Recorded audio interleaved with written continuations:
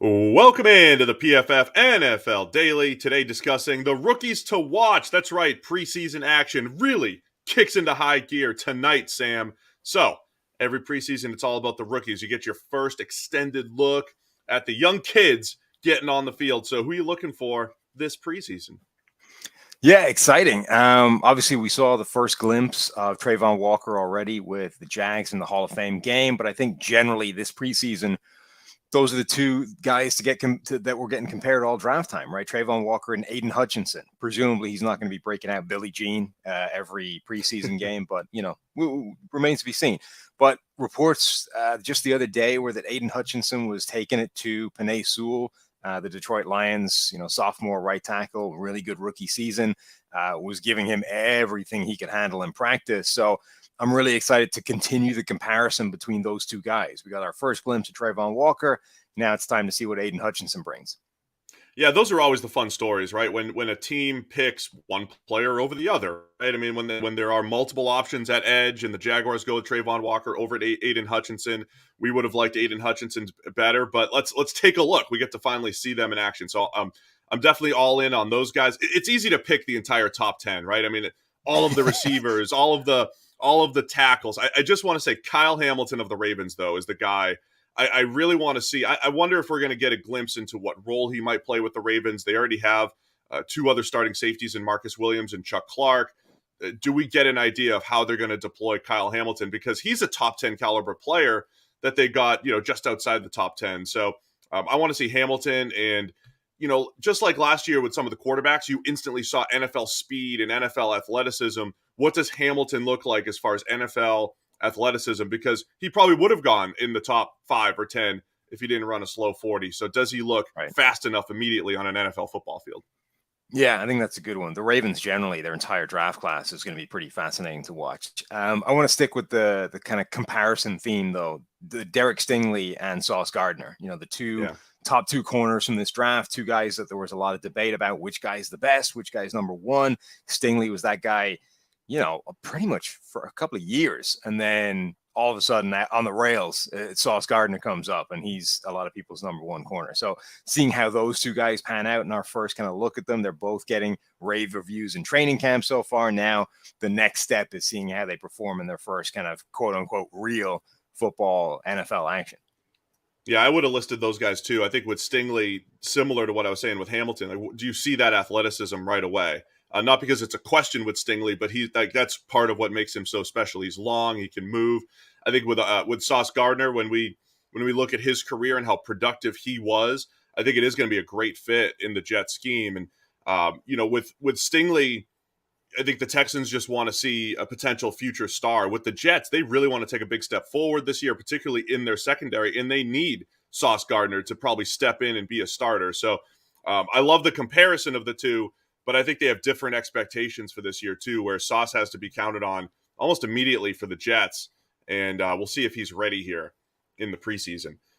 What about those tackles, Sam? You've got Evan Ike Ekwonu at 6 and Evan Neal at 7 and Charles Cross at 9. Another one of those positions where we could have shuffled it any which way. The PFF board had Charles Cross first. He ends up being the third tackle. It's another one of those positions where I think you can kind of tell right away, are these guys going to be ready for the NFL based off how they look in the preseason? Yeah, and for at least two of those offensive lines, those are going to be pretty important. The Giants could really use good tackle play opposite Andrew Thomas. The Panthers could really use a starting caliber left tackle, given where they're headed this season. Seahawks, it might not matter because, the rest of that team. So I'm kind of less interested in that one. I got one more name from the first round before I want to get to some post day one guys to look at. Jordan Davis, right? Oh, yeah. I mean, just generally maybe the most fascinating player in the entire draft. We saw that clip of him absolutely wrecking Cam Jurgens at center and driving the dude back 8 yards on skates. I just want to see Jordan Davis versus relatively proven NFL players, however long it takes, in whatever capacity. Preseason's our next look at him. Just seeing what the Eagles are going to be able to deploy in this guy who has genuinely unique physical traits and characteristics. Another one where it's how does he look on the NFL football field? How does he Yeah. look compared to NFL players? If he still looks like an absolute monster, then the Eagles are gonna look, or they're gonna be thrilled. Football fans join the next generation of fantasy football with Rainmakers Football, the first ever NFT fantasy game for DraftKings. It's the only NFT fantasy game licensed by the NFLPA. Now you can play all season long for millions in prizes by building the ultimate NFT franchise. Right now, everyone can get their first full roster starter pack for free. Playing Rainmakers is simple. You buy, sell, bid, and win player card NFTs of the biggest names in the game through regular drops and auctions on DraftKings Marketplace. Craft lineups of athletes from your NFT collection and earn points for touchdowns, receptions, and more, just like daily fantasy football. So the next generation of fantasy sports is here. Download the DraftKings Daily Fantasy app now. Sign up with promo code PFF. Click the Rainmakers tile and opt in for your first card free. Plus, play for millions of prizes all football season while building the ultimate NFT fantasy franchise with Rainmakers Football. It's promo code PFF. Build, play, win. Only at DraftKings. Contest entries dependent on type and number of NFTs held. Eligibility restrictions apply. Void where prohibited. See DraftKings.com for details. All right, Sam, let's get beyond the first round and some of the players that we're looking for. I know one of the players you're going to mention. Let's see when he comes up, but let's go. Who you got? You don't know. You don't know. I do I might know. be going completely different places. Actually, sorry, one last first rounder. Just Kenny Pickett. Does Kenny Pickett have a glacially slow time to throw in preseason, or do we see a dramatically sped up process from Kenny Pickett? Because that is like what determines how early this guy starts, in my opinion. Right. And now, does he move up the depth chart from third? Yeah. Where he is right now. Now, outside of the first round, a couple of pass rushers and some actual sort of legitimate pass rushing specialists potentially early in the NFL.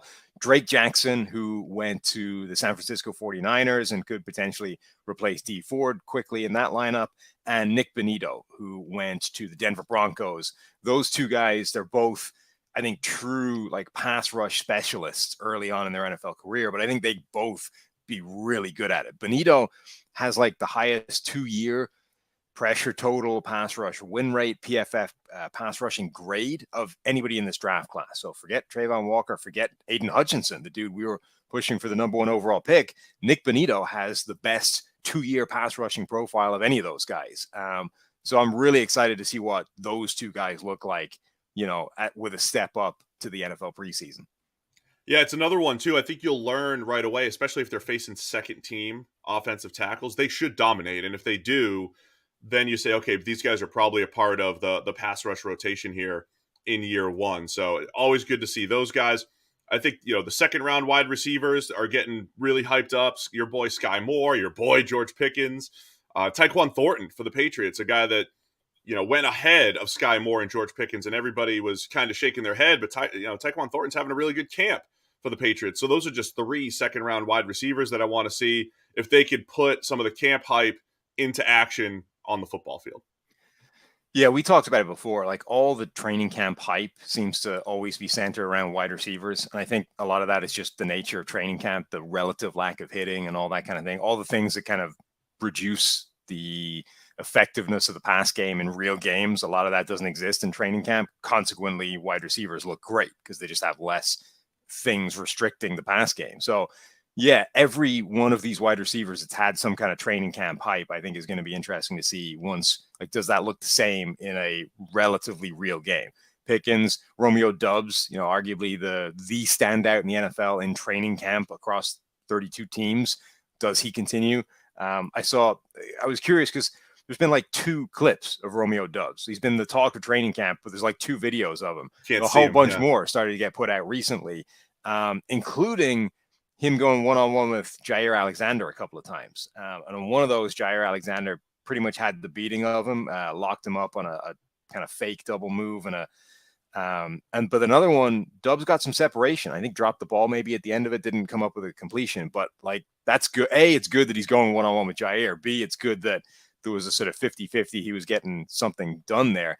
Jalen Tolbert, he's got an opportunity to start essentially for Dallas while Michael Gallup is injured and working his way back. And then Velus Jones Jr., the guy that was the sort of one nod to offense that Chicago had this offseason, the supposedly handpicked receiver for Justin Fields, goes in the 3rd round when, You know, a lot of people expect him to go much lower than that, given his age profile, given the sort of fifth, sixth year breakout. You know, what does he look like in preseason?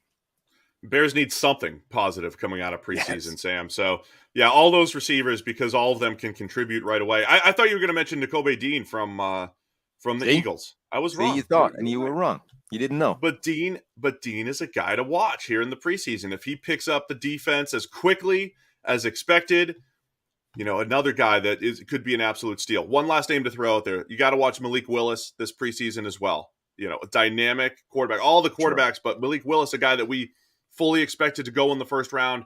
Is there a reason why he went in the third round? We might see that right away when he's on the field. The 2 days ago, Nakobe Dean getting first team reps with the Eagles. So it's happening. There you it's go. Going. We're getting there. I love your shtick of just sending me all of the news items when your guys are doing well, Sam. Send Sam all of the news items when his favorite guys are doing well. Let us know season. which rookies are you looking to see here in the preseason.